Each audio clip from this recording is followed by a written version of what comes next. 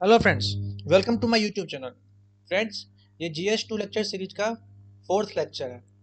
इस लेक्चर में हम लोग डेथ पेनल्टी के बारे में पढ़ेंगे। फ्रेंड्स, डेथ पेनल्टी क्या होती है? सिंपल, आप लोगों को भी नाम से पता चल रहा होगा। डेथ पेनल्टी का मतलब होता है कि कोई भी व्यक्ति जिसने क्राइम किया हुआ है और उसके एवज में कोर्ट ने उसे जान से मारने का ऑर्डर दिया हुआ है, फांसी लगा करके, जहर खिला करके, इंजेक्शन दे करके, कैसे भी, ठीक है, वो होता है डेथ पेनल्टी। ठीक है। तो डेथ पेनल्टी हमारे यहाँ इंडिया में अभी लीगल है। ठीक है। कुछ ऐसे कंट्रीज है जहाँ पे इसको इलीगल कर दिया गया है। यूरोपियन कंट्रीज में बहुत सारे ऐसे देश हैं जो इसको नहीं, मतलब उनके यहाँ ये चीज व्यवहार में नहीं आता है, डेथ पेनल्टी। ठीक है। तो देखिए, डेथ पेनल्टी को अगर हम अ, करीब से जानेंगे तो आपको दो मुद्दे हमेशा चर्चा में दिखेंगे कि एक लोग कहते हैं कि डेथ पेनल्टी होनी चाहिए और एक लोग कहेगा कि डेथ पेनल्टी नहीं होना चाहिए। तो हम इस दोनों पर्सपेक्टिव को देखेंगे कि डेथ पेनल्टी क्यों होनी चाहिए और डेथ पेनल्टी क्यों नहीं होनी चाहिए। ठीक है। यूपीएससी कैंडिडेट के रूप में आपको दोनों के बारे में जानकारी होना जरूरी है। ठीक है, क्योंकि हम लोग हमेशा क्या है, मिडिल पाथ को फॉलो करते हैं।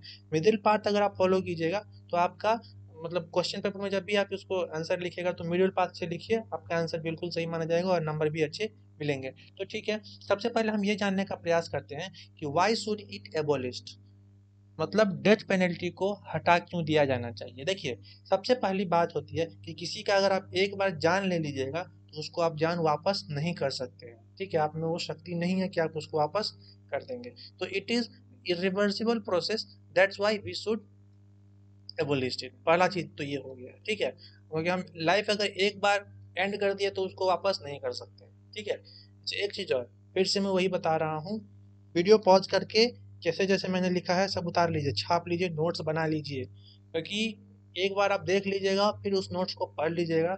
यही आपके लिए, मतलब एक तरीके से रामबाण हो जाएगा। इससे ज़्यादा पढ़ने का जरूरत भी नहीं पड़ेगा। मैं गारंटी के साथ कह रहा हूँ, GS2 का जब लेक्चर जिस दिन खत्म होगा उस दिन आप मुझे थैंक यू बोलेंगे। आप देख लीजिएगा, इतना अच्छा मैं आप लोग को नोट्स दे रहा हूँ और शायद पढ़ा भी अच्छा ही रहा हूँ। अगर अच्छा पढ़ा रहा हूँ तो नीचे कमेंट बॉक्स में कमेंट कर दीजिए आप लोगों को लेक्चर सही लग रहा है या नहीं लग रहा है। ठीक है, चलिए आगे बढ़ते हैं। देखिए, इसमें क्या है कि एक तो हमने कह दिया कि ये रिवर्सिबल है, दूसरा हमने कह दिया कि वे ऑफ रिट्रीब्यूटिव जस्टिस। देखिए, ये जो वर्ड है रिट्रीब्यूटिव, इसका मतलब होता है कि दंड से रिलेटेड जो चीज होता है, दंड देने वाला चीज है ना। तो जस्टिस जो है हमारे यहाँ वो दंड देने वाला है।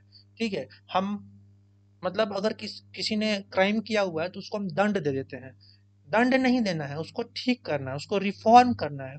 तो तो penology in India shift from retributive justice to reformative justice, मतलब दंड दिए जाने वाली व्यवस्था से हम उसको, व्यक्ति को सुधार देने वाली व्यवस्था की ओर हम हमें अग्रसर होना है। ठीक है। तो इसमें कहते हैं कि an eye for an eye make world, whole world blind.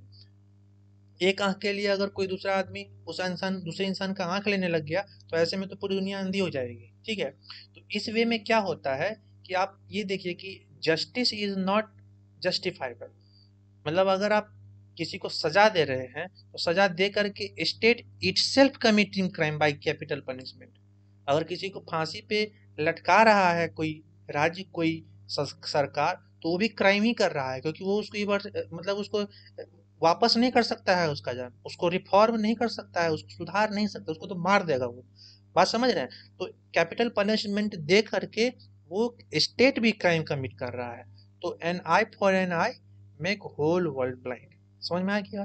ठीक है। नेक्स्ट इसका पॉइंट है कि इट डजंट क्रिएट डिटरेंस। अब देखिए, ये डिटरेंस क्रिएट नहीं करता है किसके बीच में, कल्प्रिट या क्रिमिनल के बीच में। अभी देखिए, एक चीज आप ध्यान रखिएगा, ये दिल्ली वाला जो रेप केस हुआ था, है ना, आप लोगों को ध्यान होगा, उसमें एक व्यक्ति जिसका इंटरव्यू भी आया था, उसने क्या कहा था, मुकेश या समथिंग उसका कुछ ऐसा नाम था। इस नाम के लोग प्लीज ऑफेंड ना हो, उनका नाम इस टाइप का कुछ था। उसका आप देख लीजिएगा कि यूट्यूब पे वो मैंने देखा था। उसमें वो क्या कहता है, एक लाइन उसने कहा था कि अब तो किसी को डर ही नहीं होगा, अब मतलब रेप करेगा और रेप करने के बाद आदमी उसका जान ले लेगा। देख रहे हैं व्हाट इट मीन?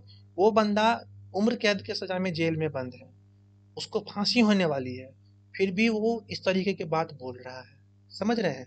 उसका कहना था कि तो मतलब कोई भी क्राइम करके आदमी मार देगा, पता ही नहीं चलेगा, तो ये गलत बात है ना? अब देखिए, अब कल्प्रिट क्रिमिनल को अगर डिटरेंस ही नहीं होगा तो सजा दे करके उसको फायदा क्या है ना?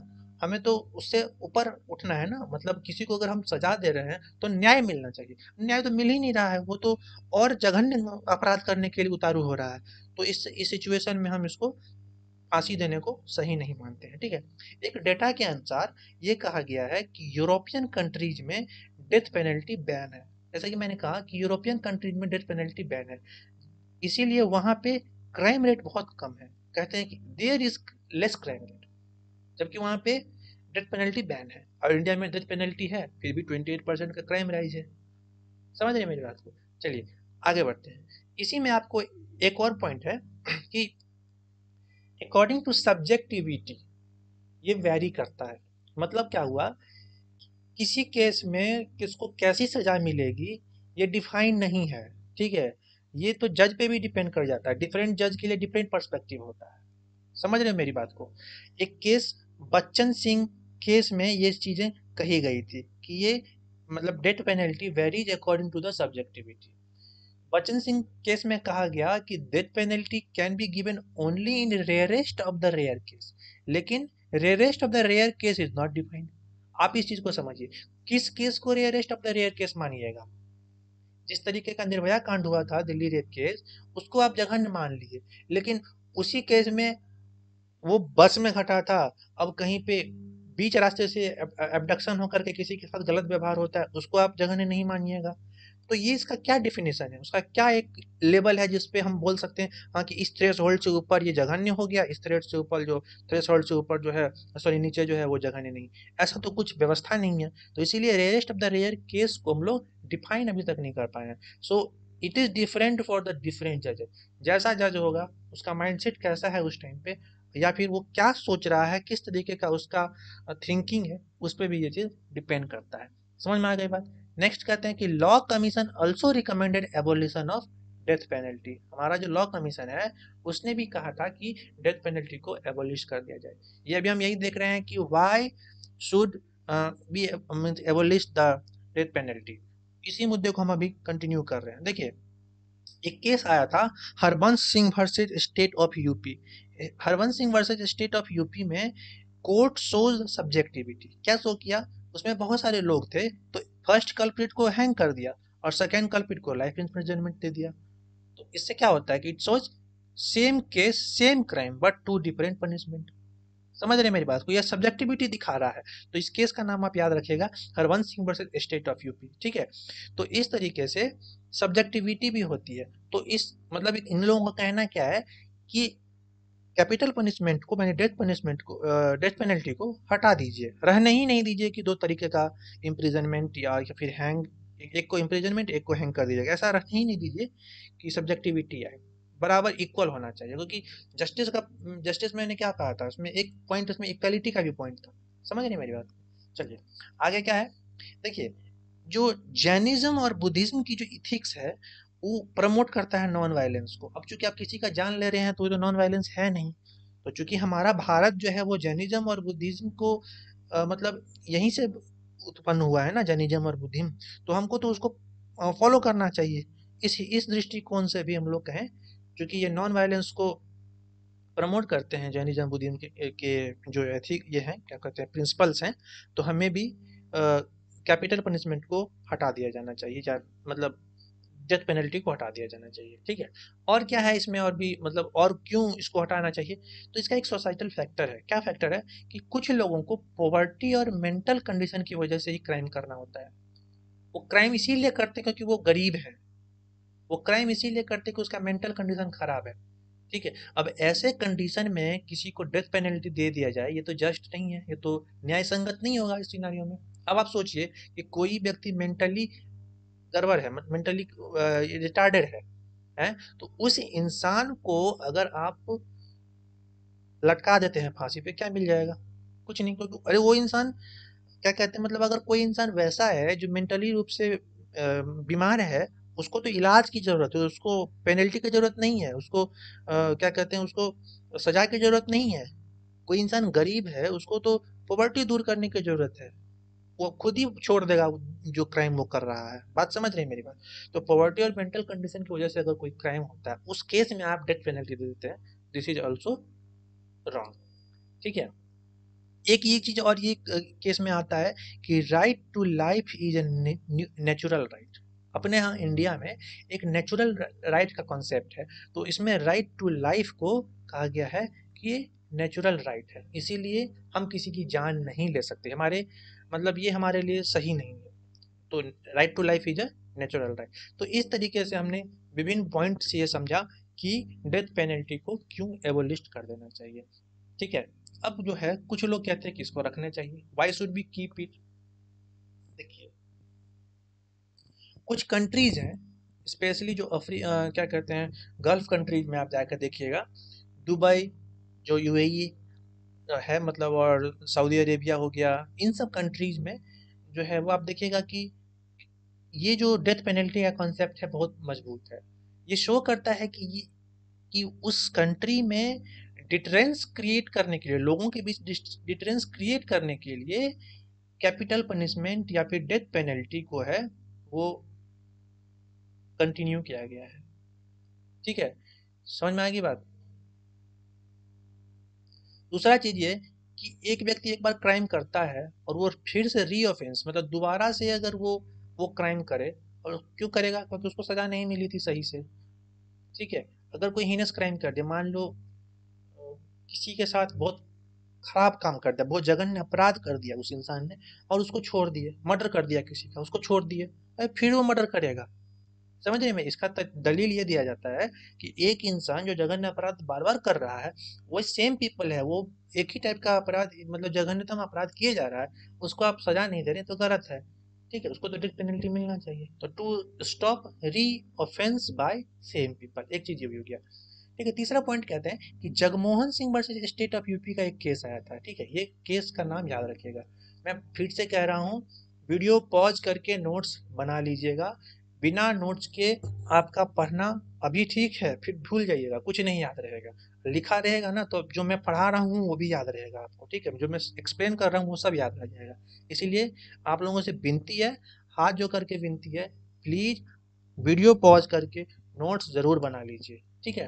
तो Jagmohan Singh versus state of UP का केस आया था, उसमें सुप्रीम कोर्ट ने क्या कहा? Supreme court had said state has the right to end anyone's life. सरकार के पास ये हक है कि वो किसी के लाइफ को एंड कर सकता है according to the procedure established by the law.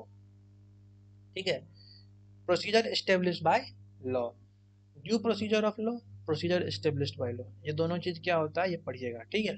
आगे, reduces to financial burden over judiciary. अब देखिए, अगर मान लीजिए बहुत सारे कैदी हैं, अब सबको आप उम्र कैद की सजा ही दिए जा रहे हैं, तो जुडिशरी पे फिनेंशियल बर्डन आता है। वो इंसान जिंदा रहेगा, उसको खिलाने का, रहने का, सब कुछ का खर्चा होता है ना?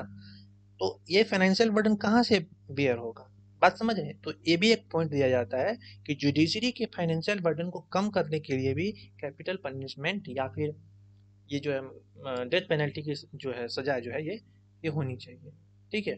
और इस तरीके से आप लोग समझ गए होंगे। अब इसमें कंक्लूजन में क्या आता है, हम लोग वीडियो के लास्ट में आ गए हैं। अब देखिए, कंक्लूजन या वे फॉरवर्ड अगर आप देखिए, तो ये देखिए जो मैंने लिखा हुआ है ना, आपको फाइनल एग्जाम में जब वे फॉरवर्ड लिखेगा तो इस तरीके से आप लिख सकते हैं, इसको आप कॉपी कर लीजिएगा। ठीक है, मैंने क्या लिखा है?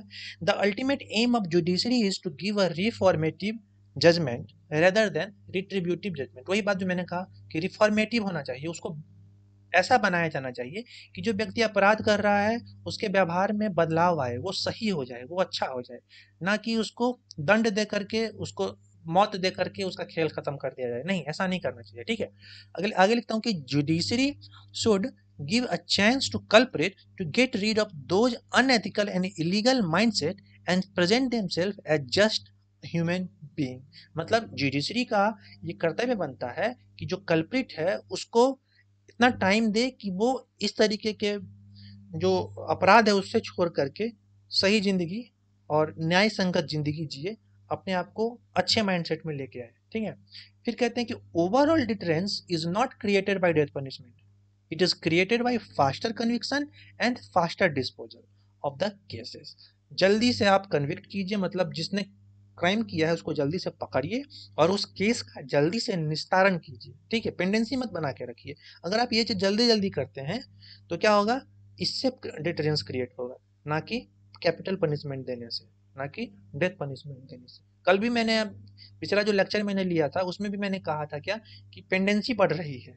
और पेंडेंसी क्यों बढ़ रही है, क्योंकि लोग मान नहीं रहे हैं इस चीज़ को, कि मान लो कोई बोल रहा है कि मर्डर कर देंगे किसी का, तो मर्डर कर देंगे, या फिर किसी तरीके का क्राइम कर देंगे तो उसमें कितना केस होगा, सब चीज़ पता कर लेते हैं और फिर वो उस तरीके का केस कर लेते हैं, या तो फिर पैसे के दम पे, या फिर वो किसी लूप होल को यूज करके उस चीज़ से निकल आते हैं। तो अगर एक चीज़ तो ये भी लूप होल है कि बहुत लंबा टाइम लग जाता है, तो अगर फास्टर कन्विक्शन और फास्टर डिस्पोजल होगा तो आदमी डरेगा जो ये क्राइम कर रहा है, ठीक है। अब एक चीज़ और है कि penology is also shifted to prevention of life according to supreme court. Supreme court के हिसाब से प्रिजर्वेशन ऑफ लाइफ के दिशा में अपना पिनोलॉजी जो है वो शिफ्ट हुआ है, ठीक है। मतलब जान को बचाया जाना चाहिए, मार नहीं देना है, ठीक है। सो यहाँ पे मैं लिखता हूँ कि मध्यम मार्ग की के मतलब दृष्टिकोण को अपनाते हुए कि द डेथ पेनल्टी में चेंज टू लाइफ इम्प्रिजनमेंट। मैंने यहाँ पे इस चीज़ को जोड़ दिया है कि हम लाइफ किसी का अगर ले लेते हैं वो सही नहीं है, ठीक है। तो इस तरीके से आप अपना कंक्लूजन या वे फॉरवर्ड लिख सकते हैं। तो आज के लिए इतना ही, बस आप लोगों से एक ही विनती है, प्लीज़ लाइक शेयर कमेंट और सब्सक्राइब कर दीजिएगा। अगर आपने पिछले वीडियो को नहीं देखा है तो प्लीज़ पिछला वीडियो जो भी देख लीजिएगा, उससे नोट्स बना लीजिएगा। जैसे ही ये सीरीज़ ख़त्म होगा हम लोग और भी नई सीरीज़ के साथ आपके सामने आएंगे। तब तक के लिए धन्यवाद। टेक केयर, अपना बहुत ख्याल रखिएगा। बाय।